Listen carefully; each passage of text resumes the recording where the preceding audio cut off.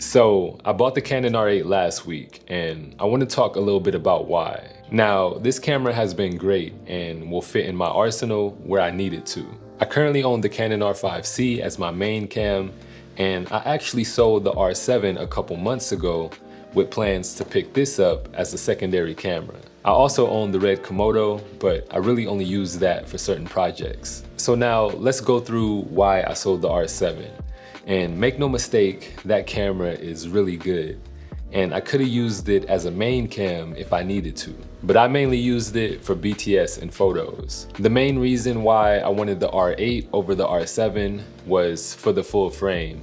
And that's just a personal preference for me. But along with that, the R8 also has oversampled 4K 60s. So the slow motion is gonna look better. So like I said, I sold the R7 a couple months ago, and I only recently picked up the R8 during Black Friday. Walmart actually had a really good deal, so I figured it was my time to go ahead and pick it up. It was priced at about $1,070, and this is for a brand new body. So I went ahead and jumped on that deal. So from using the R8, I did realize there are a couple things that I actually prefer from the R7.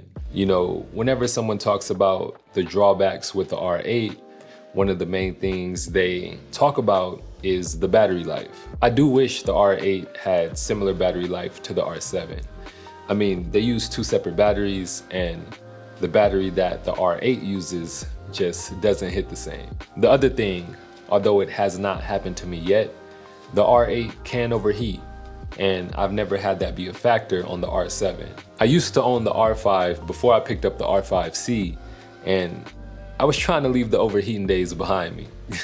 But like I said, it hasn't happened to me yet, and the only time the heat indicator popped up was when I was filming in 4K 60, and it still didn't overheat, it just showed the icon. There's also an auto level feature on the R7 that was pretty clutch. Basically, if you didn't have the camera completely straight, like it was slightly off, it would correct it for you.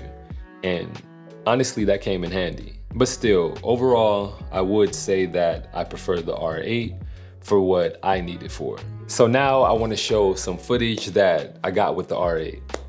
I like shooting with this camera. I don't know what it is.